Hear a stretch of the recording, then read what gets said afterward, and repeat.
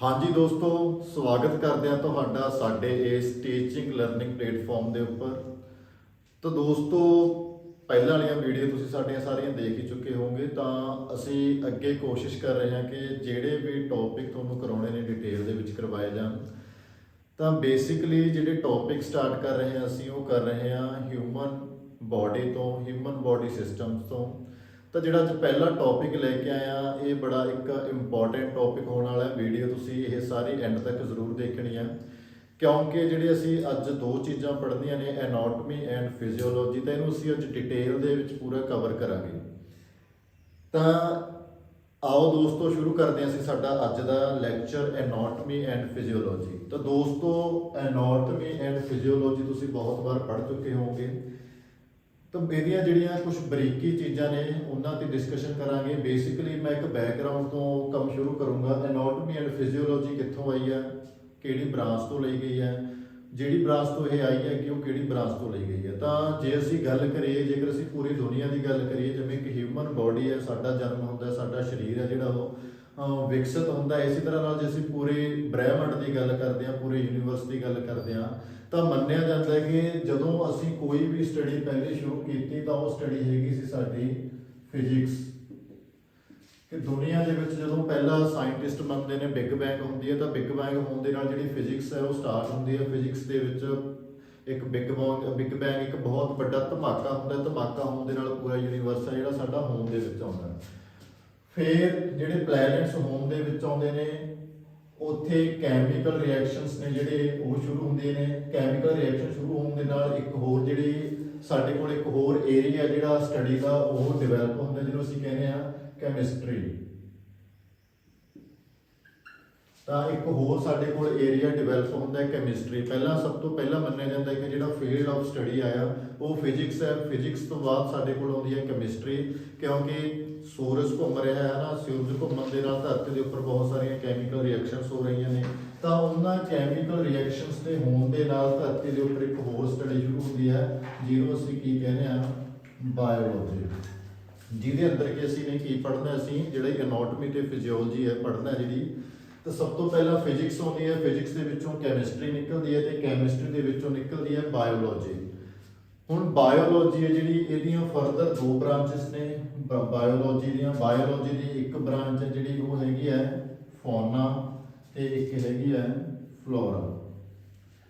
Fauna ਦਾ ਮਤਲਬ ਕੀ ਹੈ? Fauna ਦਾ ਮਤਲਬ ਹੁੰਦਾ ਜਿਹੜੇ ਸਾਡੇ ਜੀਵ ਜੰਤੂ ਨੇ ਧਰਤੀ ਦੇ ਉੱਪਰ। ਫਲੋਰਾ ਦਾ ਮਤਲਬ ਹੁੰਦਾ ਹੈ ਜਿੰਨੀ ਵੀ ਸਾਡੀ ਧਰਤੀ ਦੇ ਉੱਪਰ ਬਨਸਪਤੀ ਹੈ। ਤਾਂ ਸਾਡੀ ਧਰਤੀ ਦੇ ਉੱਪਰ ਅਸੀਂ ਜੇਕਰ ਸਾਰੀਆਂ ਚੀਜ਼ਾਂ ਦੀ ਸਟੱਡੀ ਕਰਨੀ ਹੋਵੇ ਤਾਂ ਅਸੀਂ ਬਾਇਓਲੋਜੀ ਦੇ ਅੰਦਰ ਕਿਹਦੀ ਸਟੱਡੀ ਕਰ ਸਕਦੇ ਹਾਂ? ਫੌਨਾ ਐਂਡ ਫਲੋਰਾ, ਯਾਨੀ ਕਿ ਕਿਹਦੀ ਸਟੱਡੀ ਕਰਾਂਗੇ? ਅਸੀਂ ਲਿਵਿੰਗ ਥਿੰਗ ਦੀ ਸਟੱਡੀ ਕਰਾਂਗੇ। ਜਿਹੜੀਆਂ ਸਾਡੀ ਧਰਤੀ ਦੇ ਉੱਪਰ ਲਿਵਿੰਗ ਥਿੰਗਸ ਨੇ ਉਹਨਾਂ ਦੀ ਅਸੀਂ ਸਟੱਡੀ ਕਰਾਂਗੇ।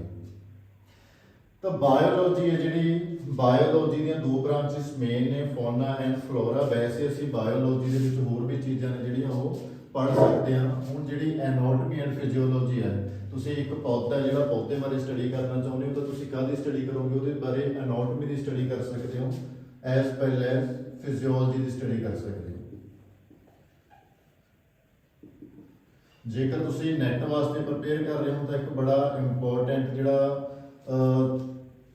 ਚੈਪਟਰ ਹੈਗਾ ਜਾਂ ਬੜਾ ਇੰਪੋਰਟੈਂਟ ਤੁਸੀਂ ਕਹਿ ਸਕਦੇ ਹੋ ਇੱਕ ਏਰੀਆ ਹੈਗਾ, ਉਹ ਹੈਗਾ ਬਾਇਓਕੈਮਿਸਟਰੀ, ਜਿਹਦੇ ਵਿੱਚੋਂ ਬਹੁਤ ਸਾਰੇ ਕੁਐਸਚਨ ਨੇ ਜਿਹੜੇ ਪੁੱਛੇ ਜਾਂਦੇ ਨੇ। ਤਾਂ ਬਾਇਓਕੈਮਿਸਟਰੀ ਵੀ ਕਿਹਦੇ ਅੰਡਰ ਕਵਰ ਹੁੰਦੀ ਹੈ? ਇਹ ਵੀ ਸਾਡੀ ਬਾਇਓਲੋਜੀ ਦੇ ਅੰਡਰ ਹੀ ਕਵਰ ਹੁੰਦੀ ਹੈ।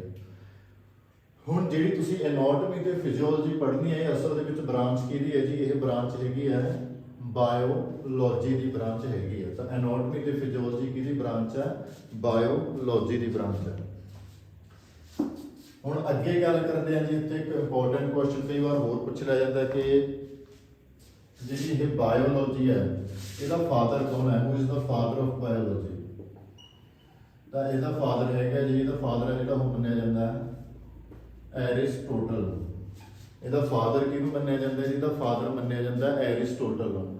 ਹੁਣ ਇਨਡਾਇਰੈਕਟਲੀ ਜੇਕਰ ਐਰਿਸਟੋਟਲ ਬਾਇਓਲੋਜੀ ਦਾ ਫਾਦਰ ਹੈ ਤਾਂ anatomy and physiology the father ਵੀ ਕੌਣ ਹੋਊਗਾ? ਉਹ ਵੀ ਐਰਿਸਟੋਟਲ ਹੀ ਹੋਊਗਾ। ਐਰਿਸਟੋਟਲ ਨੂੰ ਅਸੀਂ ਪੰਜਾਬੀ ਦੇ ਵਿੱਚ ਕੀ ਕਹਿੰਦੇ ਆ ਜੀ? ਅਰਸਤੂ। ਇਹ ਕੌਣ ਸੀਗੇ? ਇੱਕ ਗ੍ਰੀਕ ਫਿਲਾਸਫਰ ਸੀਗੇ। ਇਹ ਕੌਣ ਸੀਗੇ? ਇੱਕ ਗ੍ਰੀਕ ਫਿਲਾਸਫਰ ਸੀਗੇ ਐਰਿਸਟੋਟਲ। ਤਾਂ ਇਹਨਾਂ ਬਾਰੇ ਥੋੜੀ ਜਿਹੀ ਚਾਨਣਾ ਹੋਰ ਪਾ ਦਾਂ ਮੈਂ। ਅਰਸਤੂ ਤੋਂ ਪਹਿਲਾਂ ਜਿਹੜਾ ਮੇਨ ਬੰਦਾ ਸਾਡੇ ਰੈਫਰੈਂਸ, ਇਹ ਗੱਲ ਹੈਗੀ ਹੈ ਜੀ ਜੀਸਸ ਤੋਂ ਪਹਿਲਾਂ ਦੀ, ਜਾਨੀ ਕਿ ਇਹ ਗੱਲ ਹੈਗੀ ਹੈ BCE ਦੀ, ਬਿਫੋਰ ਕਾਮਨ ਏਰਾ ਦੀ ਗੱਲ ਹੋ ਰਹੀ ਹੈ, ਜਿਹਨੂੰ ਤੁਸੀਂ ਪੰਜਾਬੀ ਦੇ ਵਿੱਚ ਕੀ ਲਿਖਦੇ ਹੋ? ਈਸਵੀ ਪੂਰਵ ਲਿਖਦੇ ਹੋ। ਤਾਂ ਅੱਜ ਤੋਂ ਲਗਭਗ ਇਹ ਮੰਨ ਲਓ ਕਿ 24-2500 ਸਾਲ ਪਹਿਲਾਂ ਦੀ ਗੱਲ ਹੈਗੀ ਹੈ। ਤਾਂ ਇੱਕ ਮਹਾਨ ਫਿਲਾਸਫਰ ਹੈ ਜਿਹੜਾ ਉਹ ਜਨਮ ਲੈਂਦਾ ਜੀ, ਕਿੱਥੇ ਜਨਮ ਲੈਂਦਾ? ਸੁਕਰਾਤ ਹੈ ਜਿਹੜਾ ਉਹ ਜਨਮ ਲੈਂਦਾ। ਸੁਕਰਾਤ ਦਾ ਜਨਮ ਕਿੱਥੇ ਹੁੰਦਾ ਜੀ? ਗ੍ਰੀਸ ਦੇ ਵਿੱਚ। ਤਾਂ ਇਹ ਬੰਦੇ ਨੇ ਕਾਹਦੀ ਗੱਲ ਕੀਤੀ ਸੀ ਕਿ ਸਮਾਜ ਹੈ ਜਿਹੜਾ ਉਹ ਕਿਸ ਤਰੀਕੇ ਦਾ ਹੋਣਾ ਚਾਹੀਦਾ ਹੈ। ਸੁਕਰਾਤ ਨੇ ਗੱਲ ਕੀਤੀ ਸੀ ਕਿ ਸਮਾਜ ਹੈ ਜਿਹੜਾ ਉਹ ਕਿਸ ਤਰੀਕੇ ਦਾ ਹੋਣਾ ਚਾਹੀਦਾ ਹੈ। ਤੇ ਇਸ ਤੋਂ ਬਾਅਦ ਇਹਦਾ ਸਟੂਡੈਂਟ ਸੀਗਾ ਪਲੈਟੋ। ਜਿਹੜਾ ਪਲੈਟੋ ਸੀਗਾ ਉਹਨੇ ਸੋਚਿਆ, ਉਹਨੇ ਹਿਸਾਬ ਲਾਇਆ ਜਿਹੜਾ ਸੋਕਰੇਟਸ ਸੀਗਾ ਉਹਦੀਆਂ ਗੱਲਾਂ ਤੋਂ ਕਿ ਅਸੀਂ ਪੂਰੇ ਸਮਾਜ ਨੂੰ ਬਦਲ ਨਹੀਂ ਸਕਦੇ। ਤਾਂ ਉਹਨੇ ਆਪਣਾ ਜਿਹੜਾ ਧਿਆਨ ਸੀਗਾ ਉਹ ਇੱਕ ਵਿਅਕਤੀ ਦੇ ਉੱਪਰ ਕੇਂਦਰਿਤ ਕੀਤਾ ਕਿ ਇੱਕ ਵਿਅਕਤੀ ਕਿਵੇਂ ਦਾ ਹੋਣਾ ਚਾਹੀਦਾ। ਫਿਰ ਪਲੈਟੋ ਦਾ ਅੱਗੇ ਸਟੂਡੈਂਟ ਸੀਗਾ ਜਿਹੜਾ ਉਹ ਆਉਂਦਾ, ਜਿਹਦੀ ਅਸੀਂ ਗੱਲ ਕਰ ਰਹੇ ਹਾਂ ਜੀ ਇੱਥੇ ਅਰਸਤੂ ਦੀ। ਤਾਂ ਇੱਥੇ ਜਿਹੜਾ ਬੰਦਾ ਆਉਂਦਾ ਸਾਡੇ ਕੋਲ ਅੱਗੇ ਆ, ਉਹ ਆਉਂਦਾ ਅਰਸਤੂ ਐਰਿਸਟੋਟਲ। ਤਾਂ ਐਰਿਸਟੋਟਲ ਹੈ ਜਿਹੜਾ, ਇਹਨੇ ਬੰਦੇ ਨੇ ਮੇਨ ਕੰਮ ਕੀ ਕੀਤਾ ਜੀ? ਇਸ ਬੰਦੇ ਨੇ ਵੱਡਾ ਕੰਮ ਕੀਤਾ ਕਿ ਉਹਨੇ ਵਿਅਕਤੀ ਦੇ ਬਿਹੇਵੀਅਰ ਦੀ ਗੱਲ ਕੀਤੀ, ਪਰ ਇਹਨੇ ਕੀ ਕੀਤਾ ਕਿ ਵਿਅਕਤੀ ਦੇ ਅੰਦਰ ਹੈਗਾ ਕੀ ਕੁਛ, ਇਹਨੇ ਵਿਅਕਤੀ ਦੇ ਅੰਦਰ ਦੀ ਗੱਲ ਕੀਤੀ। ਹੁਣ ਇੱਕ ਇਹਦੇ ਨਾਲ ਇੰਪੋਰਟੈਂਟ ਨਾਮ ਹੋਰ ਹੈਗਾ ਜੀ, ਉਹ ਹੈਗਾ ਸਿਕੰਦਰ, ਜਿਹਨੂੰ ਅਸੀਂ ਸਿਕੰਦਰ ਮਹਾਨ ਕਹਿੰਦੇ ਹਾਂ। ਤਾਂ ਹੁਣ ਸਿਕੰਦਰ ਹੈ ਜਿਹੜਾ ਇਹ ਐਰਿਸਟੋਟਲ ਦਾ ਸਟੂਡੈਂਟ ਹੈ, ਐਰਿਸਟੋਟਲ ਹੈ ਜਿਹੜਾ ਪਲੇਟੋ ਦਾ ਸਟੂਡੈਂਟ ਹੈ, ਤੇ ਪਲੇਟੋ ਹੈ ਜਿਹੜਾ ਉਹ ਸੋਕਰੇਟਸ ਦਾ ਸਟੂਡੈਂਟ ਹੈ। ਹੁਣ ਅਰਸਤੂ ਸੀਗਾ ਜਿਹੜਾ, ਇਹਨੇ ਇੱਕ ਬੜਾ ਵੱਡਾ ਕੰਮ ਕੀਤਾ। ਕਾਹਦੇ ਵਿੱਚ ਕੰਮ ਕੀਤਾ? ਬਾਇਓਲੋਜੀ ਦੇ ਵਿੱਚ। ਉਹ ਕੰਮ ਕਿਉਂ ਕਰ ਸਕਿਆ? ਕਿਉਂਕਿ ਉਹ ਕਿਹਦਾ ਗੁਰੂ ਸੀਗਾ? ਸਿਕੰਦਰ ਦਾ। ਸਿਕੰਦਰ ਜਿਹੜਾ ਕਿ ਪੂਰੀ ਦੁਨੀਆ ਜਿੱਤਣ ਨਿਕਲਿਆ ਸੀਗਾ। ਹੁਣ ਜਦੋਂ ਉਹ ਪੂਰੀ ਦੁਨੀਆ ਨੂੰ ਜਿੱਤਣ ਵਾਸਤੇ ਨਿਕਲਿਆ ਤਾਂ ਉਹ ਆਪਣੇ ਗ੍ਰੀਸ ਦੇ ਵਿੱਚ ਜਾਂਦਾ ਜਾਂਦਾ ਇੱਕ ਐਲਾਨ ਕਰਕੇ ਜਾਂਦਾ ਹੈ ਕਿ ਇਹ ਮੇਰਾ ਗੁਰੂ ਹੈ ਐਰਿਸਟੋਟਲ। ਤਾਂ ਇਹਨੂੰ ਆਪਣੀ ਸਟੱਡੀ ਵਾਸਤੇ ਜਿਹੜਾ ਕੁਝ ਵੀ ਚਾਹੀਦਾ ਹੋਊਗਾ ਤਾਂ ਉਹਨੂੰ ਦੇ ਜਿਹੜੇ ਪਿੱਛੇ ਸੇਵਾਦਾਰ ਹੈਗੇ ਨੇ ਪ੍ਰੋਵਾਈਡ ਕਰਾਉਣਗੇ। ਤਾਂ ਇਸ ਬੰਦੇ ਨੂੰ ਲੈਬੋਰਟਰੀਆਂ ਸੀ ਜਿਹੜੀਆਂ, ਉੱਥੇ ਲੈਬ ਸੀਗੀਆਂ, ਉਸ ਸਮੇਂ ਦੀਆਂ ਲੈਬ ਨੇ ਜਿਹੜੀਆਂ ਅੱਜ ਦੀਆਂ ਜਿਹੜੀਆਂ ਐਡਵਾਂਸ ਲੈਬਸ ਤੇ ਨਾਲੋਂ ਡਿਫਰੈਂਟ ਹੋਣਗੀਆਂ। ਤਾਂ ਇਸ ਬੰਦੇ ਨੂੰ ਐਕਸਪੈਰੀਮੈਂਟ ਕਰਨ ਵਾਸਤੇ, ਤਾਂ ਕਿ ਉਹ ਪੌਦਿਆਂ ਦੇ ਉੱਪਰ, ਮਰੇ ਹੋਏ ਜਾਨਵਰਾਂ ਦੇ ਉੱਪਰ ਐਕਸਪੈਰੀਮੈਂਟ ਕਰ ਸਕੇ, ਤਾਂ ਇਹਨੂੰ ਸਿਕੰਦਰ ਨੇ ਪ੍ਰੋਵਾਈਡ ਕਰਵਾਇਆ ਸਾਰਾ ਕੁਝ, ਜਿੰਨਾ ਕੁਝ ਵੀ ਇਹਨੂੰ ਚਾਹੀਦਾ ਸੀਗਾ। ਤਾਂ ਕਰਕੇ ਇਸ ਬੰਦੇ ਨੇ ਕਾਹਦੇ ਉੱਪਰ ਸਟੱਡੀ ਕੀਤੀ? ਜੀਵ ਜੰਤੂਆਂ ਦੇ ਉੱਪਰ ਵੀ ਸਟੱਡੀ ਕੀਤੀ, ਪੌਦਿਆਂ ਦੇ ਉੱਪਰ ਵੀ ਸਟੱਡੀ ਕੀਤੀ। ਇਹਨੇ 2 ਕਿਤਾਬਾਂ ਲਿਖੀਆਂ ਸੀ, ਇੱਕ ਜੀਵ ਜੰਤੂਆਂ ਦੇ ਉੱਪਰ ਲਿਖੀ ਸੀ, ਇੱਕ ਆਤਮਾ ਦੇ ਉੱਪਰ ਲਿਖੀ ਸੀ। ਤਾਂ ਪਹਿਲਾ ਕੰਮ ਕਿਹਨੇ ਕੀਤਾ ਜੀ? ਐਰਿਸਟੋਟਲ ਨੇ ਕੀਤਾ, ਜਿਹਨੂੰ ਫਾਦਰ ਆਫ ਕੀ ਕਿਹਾ ਜਾਂਦਾ? ਬਾਇਓਲੋਜੀ ਕਿਹਾ ਜਾਂਦਾ। ਤਾਂ ਅੱਗੇ ਗੱਲ ਕਰਦੇ ਹਾਂ ਜੀ ਆਪਾਂ। ਹੁਣ ਬਾਇਓਲੋਜੀ ਹੈ ਜਿਹੜੀ, ਬਾਇਓਲੋਜੀ ਦੇ ਵਿੱਚੋਂ 2 ਬ੍ਰਾਂਚਸ ਨੇ ਜਿਹੜੀਆਂ ਉਹ ਅੱਗੇ ਨਿਕਲਦੀਆਂ ਨੇ, ਜਿਨ੍ਹਾਂ ਬਾਰੇ ਅਸੀਂ ਪੜ੍ਹਨਾ ਉੱਪਰ ਲਿਖਿਆ ਹੋਇਆ ਹੈ ਐਨਾਟੋਮੀ ਐਂਡ ਫਿਜ਼ੀਓਲੋਜੀ। ਇਹ ਕਾਹਦੀਆਂ ਬ੍ਰਾਂਚ ਨੇ? ਇਹ ਬ੍ਰਾਂਚ ਹੈਗੀਆਂ ਨੇ ਬਾਇਓਲੋਜੀ ਦੀਆਂ। ਤਾਂ ਬਾਇਓਲੋਜੀ ਦੀਆਂ 2 ਬ੍ਰਾਂਚਸ ਨੇ, ਕਿਹੜੀਆਂ ਨੇ ਜੀ? ਐਨਾਟੋਮੀ ਤੇ ਬ੍ਰਾਂਚਸ ਹੈਗੀਆਂ ਨੇਗੀਆਂ, ਹੋਰ ਬਹੁਤ ਸਾਰੀਆਂ ਬ੍ਰਾਂਚਸ ਹੈਗੀਆਂ ਨੇ ਬਾਇਓਲੋਜੀ ਦੀਆਂ, ਪਰ ਅਸੀਂ ਅੱਜ ਗੱਲ ਕਰਨੀ ਹੈ ਇਕੱਲੀ ਐਨਾਟੋਮੀ ਐਂਡ ਫਿਜ਼ੀਓਲੋਜੀ ਦੀ। ਐਨਾਟੋਮੀ ਨੂੰ ਅਸੀਂ ਪੰਜਾਬੀ ਦੇ ਵਿੱਚ ਕਹਿੰਦੇ ਹਾਂ ਜੀ ਸਰੀਰਕ ਰਚਨਾ ਵਿਗਿਆਨ, ਤੇ ਫਿਜ਼ੀਓਲੋਜੀ ਨੂੰ ਅਸੀਂ ਕਹਿੰਦੇ ਹਾਂ ਜੀ ਸਰੀਰਕ ਕਿਰਿਆ ਵਿਗਿਆਨ। ਤਾਂ ਬੇਸਿਕਲੀ ਬਾਇਓਲੋਜੀ ਦੇ ਵਿੱਚੋਂ 2 ਚੀਜ਼ਾਂ ਨਿਕਲਦੀਆਂ ਨੇ ਜੀ, ਇੱਕ ਐਨਾਟੋਮੀ, ਇੱਕ ਫਿਜ਼ੀਓਲੋਜੀ। ਇਹਨੂੰ ਅਸੀਂ ਸਰੀਰਕ ਰਚਨਾ ਵਿਗਿਆਨ ਕਹਿੰਦੇ ਹਾਂ ਤੇ ਇਹਨੂੰ ਅਸੀਂ ਸਰੀਰਕ ਕਿਰਿਆ ਵਿਗਿਆਨ ਕਹਿੰਦੇ ਹਾਂ। ਹੁਣ ਐਨਾਟੋਮੀ ਬੇਸਿਕਲੀ ਕੀ ਹੈ? ਜੇਕਰ ਅਸੀਂ ਇਹਦਾ ਵਰਡ ਮੀਨਿੰਗ ਦੇਖੀਏ, ਇਹ 2 ਵਰਡਸ ਤੋਂ ਮਿਲਿਆ ਬੇਸਿਕਲੀ, ਕਿਉਂਕਿ ਗ੍ਰੀਕ ਦੇ ਵਰਡ ਨੇ ਦੋਨੋਂ। ਗ੍ਰੀਕ ਵਰਡ ਨੇ ਐਨਾ ਪਲਸ ਟੋਮ। ਐਨਾ ਦਾ ਮਤਲਬ ਕੀ ਹੁੰਦਾ? ਥ੍ਰੋ, ਤੇ ਟੋਮ ਦਾ ਮਤਲਬ ਕੀ ਹੁੰਦਾ? ਡਾਇਸੈਕਸ਼ਨ।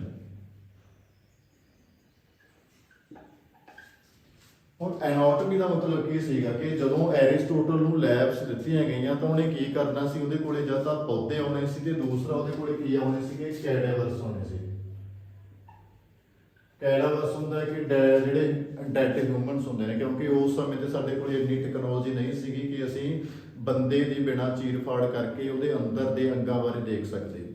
ਤਾਂ ਉਸ ਸਮੇਂ ਤੇ ਸਾਡੇ ਕੋਲ ਇਹੀ ਹੱਲ ਸੀ ਕਿ ਜਦੋਂ ਬੰਦੇ ਦੀ ਡੈਥ ਹੋ ਜਾਂਦੀ ਹੈ, ਉਹ ਤੋਂ ਬਾਅਦ ਅਸੀਂ ਐਕਸਪਲੋਰ ਕਰੀਏ ਕਿ ਅਸਲ ਦੇ ਵਿੱਚ ਬੰਦੇ ਦੇ ਅੰਦਰ ਹੈਗੀਆਂ ਕਿਹੜੀਆਂ-ਕਿਹੜੀਆਂ ਚੀਜ਼ਾਂ ਨੇ। ਤਾਂ ਡੈਡ ਬੋਡੀਜ਼ ਨੂੰ ਕਿਹਾ ਜਾਂਦਾ ਸੀਗਾ ਕੈਡੇਵਰਸ। ਤਾਂ ਐਨਾਟਮੀ ਹੈ ਜਿਹੜਾ, ਇਹ ਸ਼ਬਦ ਦੋ ਸ਼ਬਦਾਂ ਤੋਂ ਮਿਲ ਕੇ ਬਣਦਾ, ਐਨਾ ਪਲੱਸ ਟੌਮ। ਐਨਾ ਦਾ ਮਤਲਬ ਹੁੰਦਾ ਕਿਸੇ ਚੀਜ਼ ਦੇ ਥਰੂ, ਕਿਸੇ ਦੇ ਵਿੱਚੋਂ ਦੀ ਲੰਘਣਾ ਹਨਾ, ਤੇ ਟੌਮ ਦਾ ਮਤਲਬ ਕੀ ਹੈ ਡਾਇਸੈਕਸ਼ਨ। ਡਾਇਸੈਕਸ਼ਨ ਮਤਲਬ ਚੀਰ ਫਾੜ ਕਰਨਾ, ਇਹਦਾ ਮਤਲਬ ਕੀ ਹੈ ਚੀਰ ਫਾੜ ਕਰਨਾ। ਐਨਾ ਦਾ ਮਤਲਬ ਕੀ ਹੈ ਜੀ ਥਰੂ, ਟੌਮ ਦਾ ਮਤਲਬ ਕੀ ਹੈ ਡਾਇਸੈਕਸ਼ਨ। ਯਾਨੀ ਕਿ ਜਦੋਂ ਤੁਸੀਂ ਕਿਸੇ ਮਨੁੱਖ ਦੇ ਅੰਗ ਦੀ ਚੀਰ ਫਾੜ ਕਰਕੇ ਦੇਖਦੇ ਹੋ, ਉਹਨੂੰ ਅਸੀਂ ਕੀ ਕਹਿੰਦੇ ਆ, ਐਨਾਟਮੀ ਕਹਿੰਦੇ ਆ, ਸਰੀਰਕ ਰਚਨਾ ਵਿਗਿਆਨ ਕਹਿੰਦੇ ਆ। ਜਦੋਂ ਅਸੀਂ ਕਿਸੇ ਚੀਜ਼ ਦੀ ਰਚਨਾ ਬਾਰੇ ਜਾਣਨਾ ਚਾਹੁੰਦੇ ਆ, ਰਚਨਾ ਬਾਰੇ ਪੜ੍ਹਨਾ ਚਾਹੁੰਦੇ ਆ, ਉਹਨੂੰ ਅਸੀਂ ਕੀ ਕਹਿੰਦੇ ਆ, ਸਰੀਰਕ ਰਚਨਾ ਵਿਗਿਆਨ। ਫੋਰ ਐਗਜ਼ਾਮਪਲ ਇੱਕ ਛੋਟੀ ਜਿਹੀ ਐਗਜ਼ਾਮਪਲ ਲੈ ਲੈਂਦੇ ਆ। ਤਾਂ ਜੇਕਰ ਮੈਂ ਇਸ ਮਾਰਕਰ ਦੀ ਗੱਲ ਕਰਾਂ ਕਿ ਇਹ ਮੇਰੇ ਕੋਲ ਮਾਰਕਰ ਹੈ, ਤਾਂ ਇਹ ਮਾਰਕਰ ਹੈ ਜਿਹੜਾ, ਇਹਦੀ ਵੀ ਆਪਣੀ ਇੱਕ ਐਨਾਟਮੀ ਹੈਗੀ ਹੈ ਤੇ ਆਪਣੀ ਇੱਕ ਫਿਜ਼ੀਓਲੋਜੀ ਹੈਗੀ ਆ। ਜਿਹੜੇ ਸਾਡੇ ਘਰ ਦੇ ਵਿੱਚ ਛੱਤ ਦੇ ਉੱਪਰ ਪੱਖੇ ਲੱਗੇ ਹੋਏ ਨੇ, ਉਹਨਾਂ ਦੀ ਵੀ ਕੋਈ ਨਾ ਕੋਈ ਐਨਾਟਮੀ ਹੈਗੀ ਹੈ, ਕੋਈ ਨਾ ਕੋਈ ਫਿਜ਼ੀਓਲੋਜੀ ਹੈਗੀ ਆ। ਤੁਸੀਂ ਪੈਨ ਨਾਲ ਲਿਖ ਰਹੇ ਹੋ, ਇਹਦੀ ਵੀ ਕੋਈ ਨਾ ਕੋਈ ਐਨਾਟਮੀ ਹੈ, ਕੋਈ ਨਾ ਕੋਈ ਫਿਜ਼ੀਓਲੋਜੀ ਹੈ। ਐਨਾਟਮੀ ਤੇ ਫਿਜ਼ੀਓਲੋਜੀ ਦਾ ਮਤਲਬ ਕੀ ਹੈ? ਐਨਾਟਮੀ ਦਾ ਮਤਲਬ ਕਿ ਉਹ ਚੀਜ਼ ਬਣੀ ਕਿਵੇਂ ਹੋਈ ਹੈ। ਜੇਕਰ ਤੁਹਾਡੇ ਕੋਲ ਪੈਨ ਹੱਥ ਦੇ ਵਿੱਚ ਹੈਗਾ ਤਾਂ ਪੈਨ ਦੇ ਉੱਪਰ ਕੋਈ ਕੰਚ ਦੀ ਬੋਡੀ ਲੱਗੀ ਹੋਏਗੀ, ਕੰਚ ਦੀ ਬੋਡੀ ਨਾਲ ਇੱਕ ਉਹਦੇ ਉੱਪਰ ਕੈਪ ਲੱਗਿਆ ਹੋਏਗਾ, ਕੈਪ ਦੇ ਨਾਲ ਉਹਦੇ ਵਿੱਚ ਇੱਕ ਰਿਫਲ ਸਿੱਕਾ ਪਾਇਆ ਹੋਏਗਾ, ਸਿੱਕੇ ਦੇ ਵਿੱਚ ਸਿਆਹੀ ਹੋਏਗੀ, ਉਹਦੇ ਅੱਗੇ ਨਿੱਬੀ ਲੱਗੀ ਹੋਏਗੀ। ਇਹਦਾ ਮਤਲਬ ਕੀ ਹੈ ਕਿ ਉਹਦੀ ਅਸੀਂ ਕਾਹਦੀ ਗੱਲ ਕਰ ਰਹੇ ਹਾਂ ਕਿ ਰਚਨਾ ਕਿਵੇਂ ਹੋਈ ਹੈ, ਕਿਹੜੀਆਂ-ਕਿਹੜੀਆਂ ਚੀਜ਼ਾਂ ਤੋਂ ਮਿਲ ਕੇ ਬਣੀ ਹੈ। ਤਾਂ ਜਦੋਂ ਅਸੀਂ ਇਹ ਪਤਾ ਕਰਦੇ ਹਾਂ ਕਿ ਕੋਈ ਚੀਜ਼ ਕਿਹੜੀਆਂ ਚੀਜ਼ਾਂ ਤੋਂ ਮਿਲ ਕੇ ਬਣੀ ਹੋਈ ਹੈ, ਉਹਨੂੰ ਅਸੀਂ ਕੀ ਬੋਲਾਂਗੇ? ਐਨਾਟਮੀ। ਸੇਮ ਜੇ ਪੱਖੇ ਦੀ ਐਗਜ਼ਾਮਪਲ ਲੈਂਦੇ ਹਾਂ ਤਾਂ ਤੁਹਾਡੇ ਛੱਤ ਵਾਲਾ ਪੱਖਾ ਲੱਗਿਆ ਹੋਇਆ, ਤਾਂ ਉਹ ਪੱਖਾ ਜਿਹੜਾ ਉਹਦੇ 3 ਫਰ ਨੇ ਲੋਹੇ ਦੇ ਲੱਗੇ ਹੋਏ ਨੇ, ਵਿਚਕਾਰ ਫਰਾਂ ਨਾਲ ਜੁੜਿਆ ਹੋਇਆ, ਵਿਚਾਲੇ ਉਹਦੇ ਇੱਕ ਸੌਕਟ ਲੱਗੀ ਹੋਈ ਹੈ, ਤਾਂ ਵਿਚਕਾਰ ਉਹਦੇ ਵਿੱਚ ਹੈ ਜਿਹੜੀ ਇੱਕ ਵਾਇਰਿੰਗ ਹੋਈ ਹੋਈ ਹੈ, ਤਾਂਬੇ ਦੀ ਮੈਗਨੇਟ ਪਈ ਹੋਈ ਹੈ, ਉਸ ਤੋਂ ਬਾਅਦ ਤਾਰ ਦੇ ਨਾਲ ਉਹ ਪਲੱਗ ਤੱਕ ਜੁੜਿਆ ਹੋਇਆ। ਹੁਣ ਜੇਕਰ ਅਸੀਂ ਉਹਦੀ ਫਿਜ਼ੀਓਲੋਜੀ ਦੀ ਗੱਲ ਕਰੀਏ ਤਾਂ ਪੱਖੇ ਦਾ ਕੰਮ ਕੀ ਹੈ? ਘੁੰਮਣਾ। ਤਾਂ ਜਦੋਂ ਅਸੀਂ ਇਹ ਪਤਾ ਕਰਾਂਗੇ ਕਿ ਪੱਖਾ ਘੁੰਮਦਾ ਕਿਉਂ ਆ, ਕਿਹੜੇ ਇਲੈਕਟ੍ਰੋਮੈਗਨੈਟਿਕ ਵੇਵਸ ਕਿਵੇਂ ਪੱਖੇ ਦੇ ਵਿੱਚ ਕੰਮ ਕਰ ਰਹੀਆਂ ਨੇ, ਇਟ ਮੀਨਸ ਅਸੀਂ ਕਾਹਦੀ ਗੱਲ ਕਰ ਰਹੇ ਹਾਂ? ਫਿਜ਼ੀਓਲੋਜੀ ਦੀ, ਕਿ ਪੱਖਾ ਘੁੰਮ ਕਾਹਤੋਂ ਰਿਹਾ, ਕਿਸ ਤਰੀਕੇ ਦੇ ਨਾਲ ਘੁੰਮ ਰਿਹਾ ਹੈ। ਪਹਿਲੀ ਗੱਲ ਸੀ ਬਣਿਆ ਕਿਵੇਂ, ਦੂਸਰੀ ਗੱਲ ਹੈ ਕਿ ਕੰਮ ਕਿਵੇਂ ਕਰ ਰਿਹਾ। ਤਾਂ ਪਹਿਲਾ ਸਾਡੇ ਕੋਲ ਟੌਪਿਕ ਹੀ ਸੀਗਾ ਐਨਾਟਮੀ। ਅਸੀਂ ਗੱਲ ਕੀਤੀ ਹੈ ਕਿ ਕੋਈ ਵੀ ਚੀਜ਼ ਹੈ ਜਿਹੜੀ ਉਹ ਬਣੀ ਕਿਸ ਤਰੀਕੇ ਦੇ ਨਾਲ ਹੋਈ ਹੈ।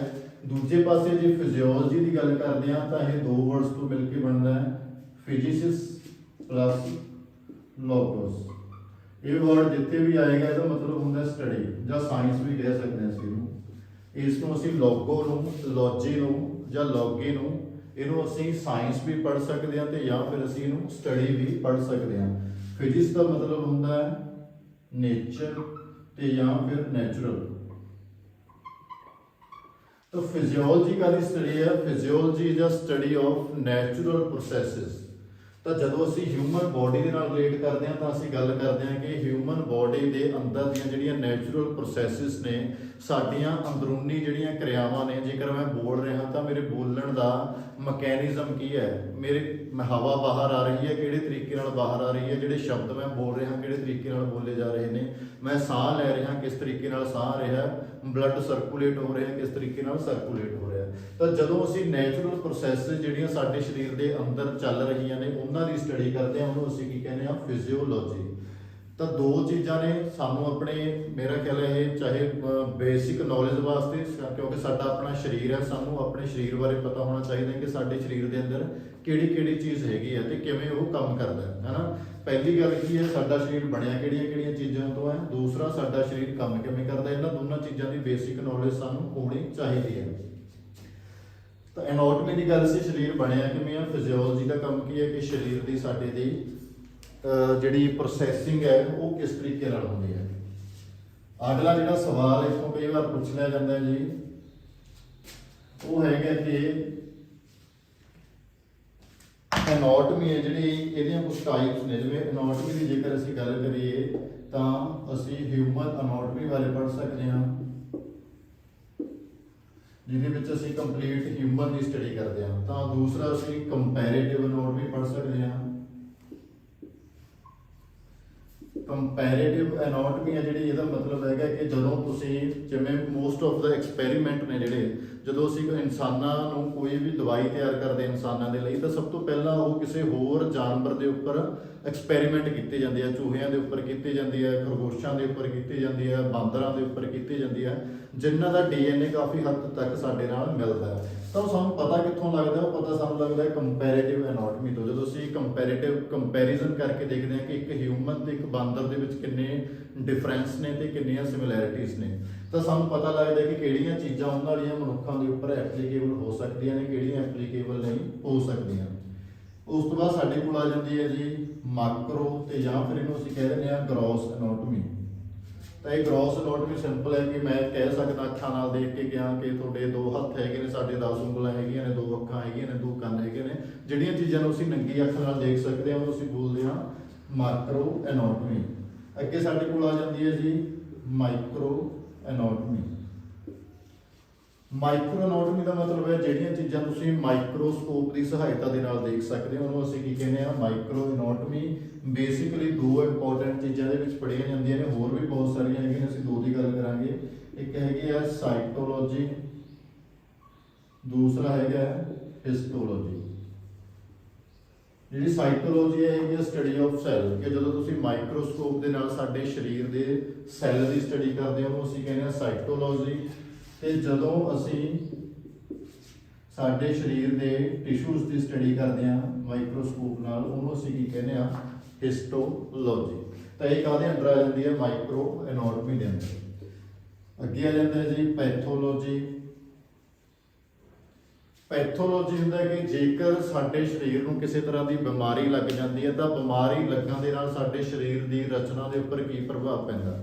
ਤਾਂ ਇਸ ਤਰ੍ਹਾਂ ਦੀ ਐਨਾਟਮੀ ਨੂੰ ਅਸੀਂ ਕੀ ਕਹਿੰਦੇ ਆ? ਪੈਥੋਲੋਜੀਕਲ ਐਨਾਟਮੀ। ਕਿ ਸਾਡੇ ਸਰੀਰ ਦੇ ਨੂੰ ਜੇਕਰ ਕੋਈ ਬਿਮਾਰੀ ਲੱਗ ਜਾਂਦੀ ਹੈ, ਉਸ ਬਿਮਾਰੀ ਦੇ ਨਾਲ ਸਾਡੇ ਸਰੀਰ ਦੀ ਰਚਨਾ ਦੇ ਵਿੱਚ ਕੀ ਅੰਤਰ ਆਉਂਦਾ ਹੈ, ਇਸ ਤਰ੍ਹਾਂ ਨੂੰ ਅਸੀਂ ਕੀ ਕਹਿੰਦੇ ਆ? ਪੈਥੋਲੋਜੀਕਲ ਐਨਾਟਮੀ। ਅੱਗੇ ਗੱਲ ਕਰ ਲਈਏ ਜੀ ਡਿਵੈਲਪਮੈਂਟਲ ਐਨਾਟਮੀ ਹੁੰਦੀ ਹੈ। ਡਿਵੈਲਪਮੈਂਟਲ ਐਨਾਟਮੀ ਕਿਹੜੀ ਹੁੰਦੀ ਹੈ? ਕਿ ਅਸੀਂ ਜਦੋਂ ਜਨਮ ਲੈਂਦੇ ਹਾਂ ਬਹੁਤ ਛੋਟੇ ਹੁੰਦੇ ਹਾਂ, ਹੌਲੀ ਹੌਲੀ ਅਸੀਂ ਵੱਡੇ ਹੋਈ ਜਾਂਦੇ ਹਾਂ। ਅਸੀਂ ਸਕੈਲੇਟਲ ਸਿਸਟਮ 'ਚ ਪੜ੍ਹਿਆ ਸੀਗਾ ਕਿ ਜਨਮ ਸਮੇਂ ਸਾਡੇ 'ਚ 270 ਤੋਂ 300 ਤੱਕ ਹੱਡੀਆਂ ਹੁੰਦੀਆਂ ਨੇ, ਪਰ ਜਿਵੇਂ ਜਿਵੇਂ ਅਸੀਂ ਵੱਡੇ ਹੋਈ ਜਾਂਦੇ ਹਾਂ ਤਾਂ ਹੱਡੀਆਂ ਦੀ ਜਿਹੜੀ ਗਿਣਤੀ ਹੈ ਉਹ ਘਟ ਜਾਂਦੀ ਹੈ, ਕਿਉਂਕਿ ਕੁਝ ਹੱਡੀਆਂ ਜਿਹੜੀਆਂ ਫਿਊਜ਼ ਹੋ ਜਾਂਦੀਆਂ ਨੇ, ਉਹਨਾਂ ਦੀ ਗਿਣਤੀ ਘਟ ਕੇ 206 ਤੱਕ ਆ ਜਾਂਦੀ ਹੈ। ਤਾਂ ਡਿਵੈਲਪਮੈਂਟਲ ਦਾ ਮਤਲਬ ਕੀ ਹੈ? ਕਿ ਜਦੋਂ ਅਸੀਂ ਬੱਚੇ ਤੋਂ ਜਵਾਨ ਤੋਂ ਬਜ਼ੁਰਗ ਹੁੰਦੇ ਹਾਂ ਤਾਂ ਉਸ ਸਮੇਂ ਦੇ ਦੌਰਾਨ ਸਾਡੇ ਸਰੀਰ ਦੇ ਵਿੱਚ ਕਿਹੜੇ ਬਦਲਾਅ ਆਉਂਦੇ ਨੇ, ਉਹ ਅਸੀਂ ਕੀ ਕਹਿੰਦੇ ਆ? Developmental anatomy. ਇਸ ਤੋਂ ਬਿਨਾਂ ਇੱਕ ਰੇਡੀਓਗ੍ਰਾਫਿਕ ਐਨਾਟਮੀ ਵੀ ਹੁੰਦੀ ਹੈ। ਰੇਡੀਓਗ੍ਰਾਫਿਕ ਐਨਾਟਮੀ ਹੁੰਦੀ ਹੈ ਕਿ ਜਦੋਂ ਸਾਡੇ ਕੋਈ ਸੱਟ ਲੱਗ ਜਾਂਦੀ ਹੈ, ਅਸੀਂ ਐਕਸ-ਰੇ ਕਰਾਉਣੇ ਆ, ਅਸੀਂ MRI ਕਰਾਉਣੇ ਆ, ਅਸੀਂ CT ਸਕੈਨ ਕਰਾਉਣੇ ਆ, ਤਾਂ ਜਦੋਂ ਅਸੀਂ ਟੈਕਨੋਲੋਜੀ ਦੀ ਸਹਾਇਤਾ ਦੇ ਨਾਲ ਸਾਡੇ ਸਰੀਰ ਦੇ ਅੰਦਰ ਦੇਖਦੇ ਹਾਂ ਤਾਂ ਅਸੀਂ ਉਹਨੂੰ ਕੀ ਬੋਲਦੇ ਹਾਂ? ਰੇਡੀਓਗ੍ਰਾਫਿਕ। ਯਾਨੀ ਕਿ ਰੇਡੀਏਸ਼ਨ ਦੇ ਥਰੂ ਸਾਡੇ ਸਰੀਰ ਦੇ ਅੰਦਰਲੇ ਅੰਗਾਂ ਨੂੰ ਦੇਖਣਾ, ਬਿਨਾਂ ਚੀਰ-ਫਾੜ ਕੀਤੇ ਅਸੀਂ ਐਕਸ-ਰੇ ਦੇ ਰਾਹੀਂ ਦੇਖ ਲੈਂਦੇ ਹਾਂ ਕਿ ਹੱਡੀ ਟੁੱਟੀ ਹੋਈ ਹੈ ਤੇ ਜਾਂ ਫਿਰ ਨਹੀਂ ਟੁੱਟੀ ਹੋਈ। ਇਸ ਤਰ੍ਹਾਂ ਦੀ ਐਨਾਟਮੀ ਨੂੰ ਅਸੀਂ ਕੀ ਕਹਿੰਦੇ ਹਾਂ? ਰੇਡੀਓਗ੍ਰਾਫਿਕ ਐਨਾਟਮੀ।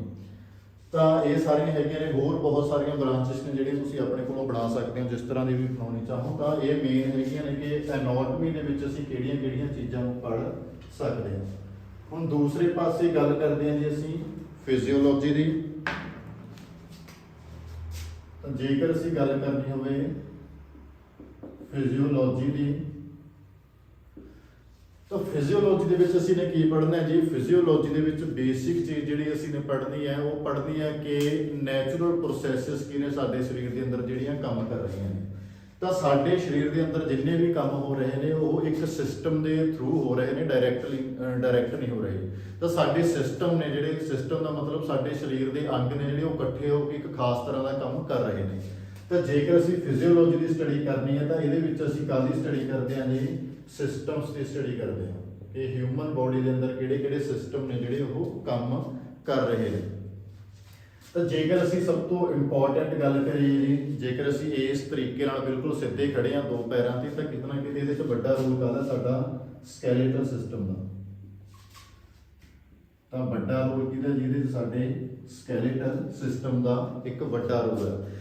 ਹੁਣ ਤਾਂ ਜੇਕਰ ਅਸੀਂ ਫਿਜ਼ੀਓਲੋਜੀ ਪੜ੍ਹਨੀ ਹੈ ਤਾਂ ਅਸੀਂ ਕਿਹਨੂੰ ਪੜਾਂਗੇ ਜੀ, ਸਕੈਲੇਟਲ ਸਿਸਟਮ ਨੂੰ ਪੜਾਂਗੇ, ਮਸਕੂਲਰ ਸਿਸਟਮ ਨੂੰ ਪੜਾਂਗੇ। ਤਾਂ ਸਿਸਟਮ ਵੀ ਨੋਟ ਕਰ ਲਿਓ ਕਿਹੜੇ ਕਿਹੜੇ ਸਿਸਟਮ ਸਾਡੀ ਬੋਡੀ 'ਚ ਪਾਏ ਜਾਂਦੇ ਨੇ। ਇਸੇ ਤਰੀਕੇ ਨਾਲ ਜੀ ਅਸੀਂ ਸਰਕੂਲੇਟਰੀ ਸਿਸਟਮ ਪੜਾਂਗੇ। ਇਸੇ ਤਰੀਕੇ ਨਾਲ ਜੀ ਅਸੀਂ ਰੈਸਪੀਰੇਟਰੀ ਸਿਸਟਮ ਪੜਾਂਗੇ। ਇਸੇ ਤਰੀਕੇ ਦੇ ਨਾਲ ਜੀ ਅਸੀਂ ਡਾਈਜੈਸਟਿਵ ਸਿਸਟਮ ਪੜਾਂਗੇ।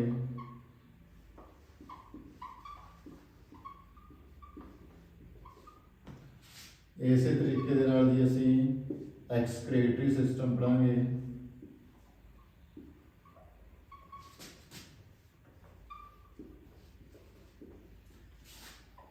ਇਸੇ ਤਰੀਕੇ ਦੇ ਨਾਲ ਜੀ ਅਸੀਂ ਐਂਡੋਕ੍ਰਾਈਨ ਸਿਸਟਮ ਪੜਾਂਗੇ।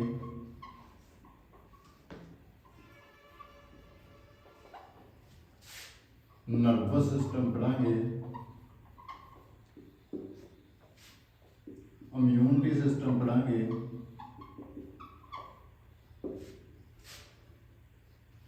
Lymphatic system पढ़ांगे।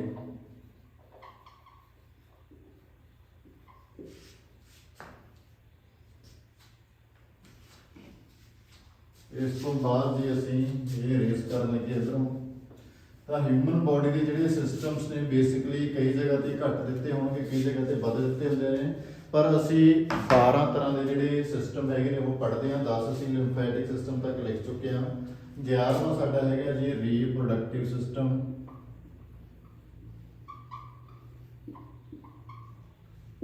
रीप्रोडक्टिव सिस्टम ते 12वां साडा सिस्टम हैगा जी इंटीग्यूमेटरी सिस्टम।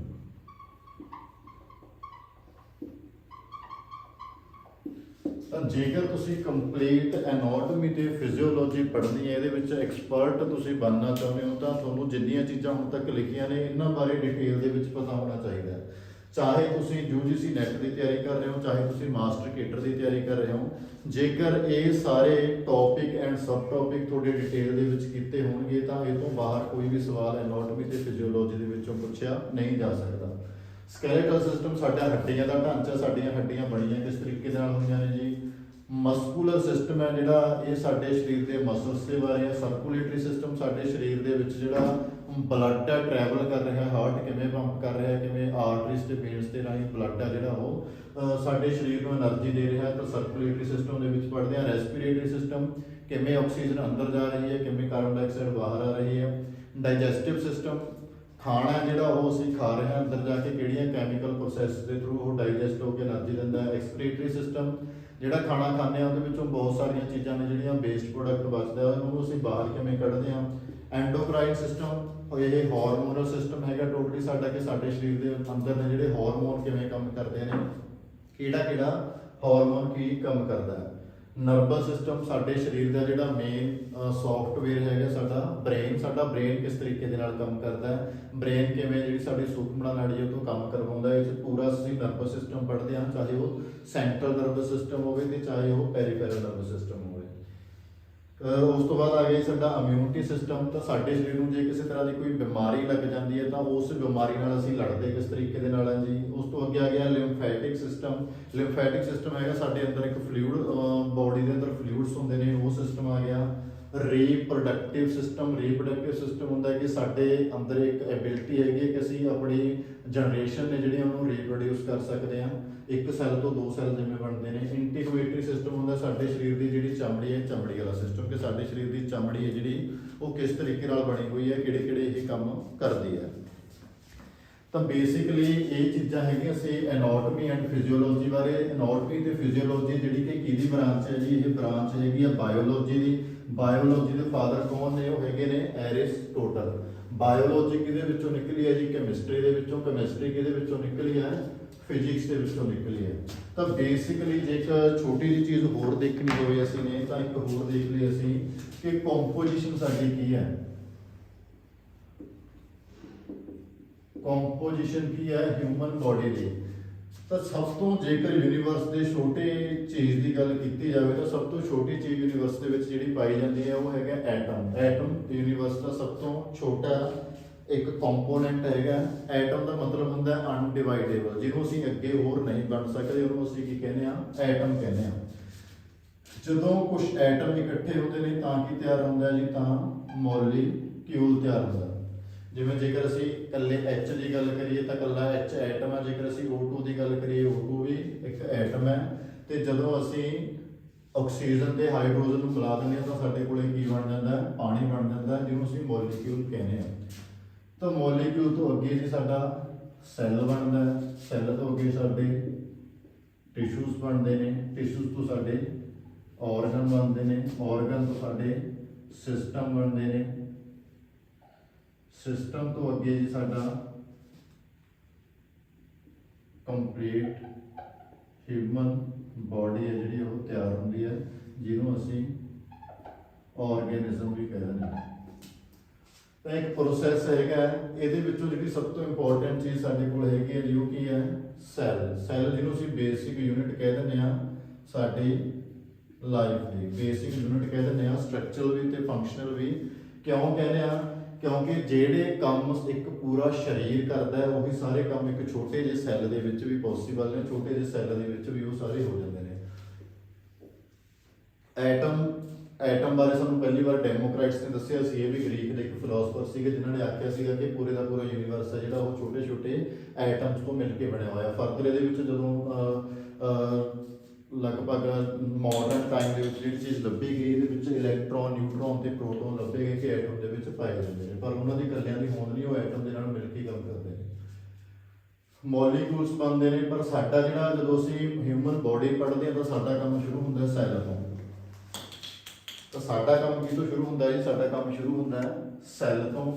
ਇੱਕੋ ਜਿਹੇ ਜਦੋਂ ਸੈੱਲ ਇਕੱਠੇ ਹੁੰਦੇ ਨੇ ਤਾਂ ਟਿਸ਼ੂ ਬਣਦੇ ਨੇ, ਜਦੋਂ ਇੱਕੋ ਜਿਹੇ ਟਿਸ਼ੂ ਇਕੱਠੇ ਹੁੰਦੇ ਨੇ ਤਾਂ ਆਰਗਨ ਬਣਦੇ ਨੇ, ਆਰਗਨ ਇਕੱਠੇ ਹੋ ਕੇ ਇੱਕ ਸਿਸਟਮ ਨੂੰ ਫਾਰਮ ਕਰਦੇ ਨੇ, ਫਿਰ ਸਿਸਟਮ ਹੈ ਜਿਹੜਾ ਉਹ ਸਾਡੀ ਪੂਰੀ ਹਿਊਮਨ ਬੋਡੀ ਹੈ ਜਿਹੜੀ ਉਹਨੂੰ ਤਿਆਰ ਕਰਦਾ ਹੈ। ਤਾਂ ਦੋਸਤੋ ਇਹ ਸੀਗਾ ਅੱਜ ਥੋੜਾ ਜਿਹਾ ਲੈਕਚਰ ਜਿਹਦੇ ਵਿੱਚ ਅਸੀਂ ਬਰੀਫ ਇੰਟਰੋਡਕਸ਼ਨ ਦਿੱਤੀ ਹੈ ਕਿ ਐਨਾਟਮੀ ਕੀ ਚੀਜ਼ ਹੈ, ਫਿਜ਼ੀਓਲੋਜੀ ਕੀ ਚੀਜ਼ ਹੈ। ਤਾਂ ਇਹਦੇ ਵਿੱਚੋਂ ਜਿਹੜੀਆਂ ਅਗਲੀਆਂ ਚੀਜ਼ਾਂ ਅਸੀਂ ਪੜ੍ਹਨੀਆਂ ਨੇ ਉਹ ਪੜ੍ਹਨੀਆਂ ਨੇ ਕਿ ਸੈੱਲ ਕਿਵੇਂ ਬਣਿਆ ਹੋਇਆ, ਸੈੱਲ ਦੇ ਵਿੱਚ ਕੀ ਕੁਝ ਹੁੰਦਾ ਹੈ, ਟਿਸ਼ੂ ਕੀ ਹੁੰਦੇ ਨੇ, ਕਿੰਨੇ ਤਰ੍ਹਾਂ ਦੇ ਹੁੰਦੇ ਨੇ, ਕੀ ਕੁਝ ਹੁੰਦਾ ਹੈ।